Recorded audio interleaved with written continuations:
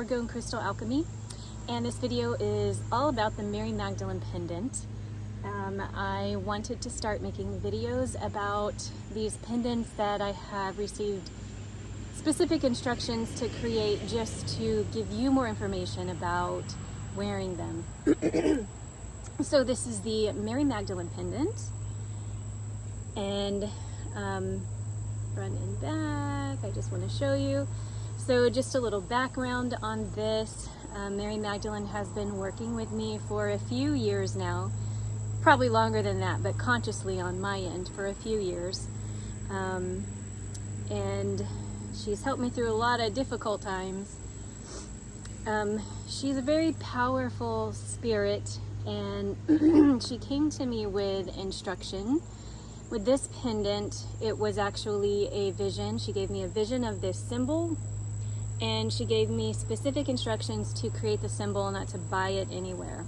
I couldn't even find it looking like that anywhere anyway.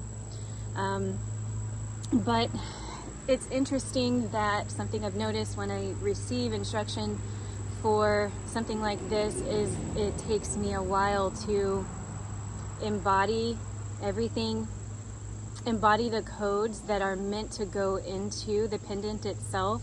And it was actually a year after I received the instructions for this pendant before I was actually able to get it out in the form that it needed to, with the energies that needed to come through it.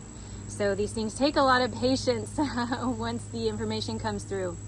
So anyway, let's talk about this pendant. And first and foremost, the most important part of this pendant is this symbol. A symbol is a combination of a couple of different symbols, actually.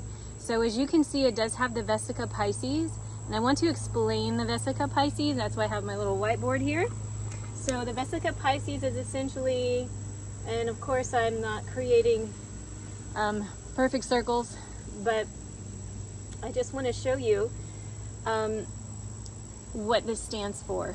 So let's just say masculine and feminine.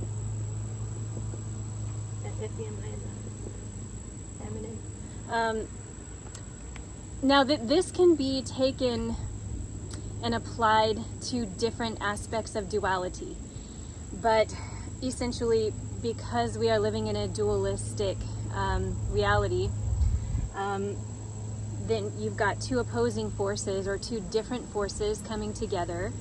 The vesica piscis, you can look at it as the divine masculine and the divine feminine coming together, and as two separate energies. But then this here in the middle is the wholeness that they share together. So it's essentially the divine masculine being able to hold their own energies, the divine feminine being able to hold their own energies, but then they share a oneness together. And that's what this middle part is. And in Christianity, you'll see it as this fish. You'll see the fish like that. That's the vesica piscis, as you'll see it as the fish. But you'll also see this, they call it a marquee. You'll see this in a lot of places, even in Christianity or anywhere.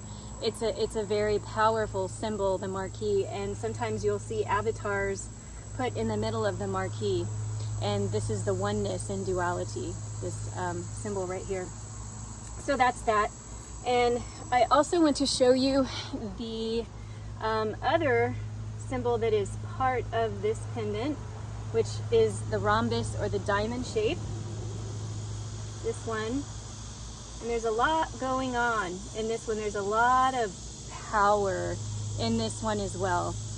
And if you look at the elements, I want to talk about the elements in this one for a second. So I'm just going to draw this line here just for delineation purposes, but this upper arrow is fire. This lower one is water. Now, what happens when you put fire and water together? You get vapors, right? The water is turned into vapor form, which is carried by the air. So we're bringing in another element. The water is now carrying the air. What happens when water carries, or air carries the water, it accumulates and it is then returned to Earth. So in essence, and you're not going to find this anywhere, this is just what has come through in what has been given to me when I've been contemplating on this symbol. This essentially is life itself, the cycle of life itself. So anyway, when you combine this symbol with this symbol, there's a lot of power in just the symbology itself, not even counting everything else that's in it. And symbols have a lot of power. They carry a very, very powerful frequency that humanity has yet to grasp. But anyway, so when I received the vision and the instruction for this pendant, the symbol was the most important part of it, and the rest just supports those energies. So I do have 24 karat gold in here, as you can see. The crystals that I have in here, I have in the very middle, I have a ruby, and rubies it's associated with the base chakra, which is our life force energy, and rubies also have or support the energies of courage and fearlessness, which holds a lot of power, and self-confidence as well, and life force energy.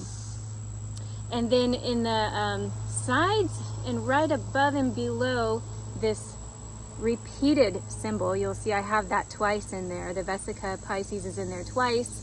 The rhombus sign is in there twice. So above here and below this middle one, I have green tourmaline, and pink tourmaline is on the sides. And the tourmaline are one of the most powerful crystals for the heart energies. And the rose, Mary Magdalene has referred to the rose as the creative force, or the center of creation. And gold has been referred to as solidified sunlight. That's very, very powerful energy to gold. And frankincense, right here and right here, I have frankincense. Sometimes frankincense can sort of become transparent in resin, and sometimes it doesn't. It just depends on how opaque it is when it forms. But frankincense is, it was once actually considered as valuable as gold. Frankincense is a powerful healer, and it's purifying and healing for the body, mind, and soul. So I have it on a gold cord, and I have it adjustable. I've got, if you can see these beads here, these beads help you adjust the cording here, and it's a low profile knot. So anyway, that is the pendant. I don't want to make this video too long. So if you have any questions or comments, please feel free to send me a message. Thank you so much.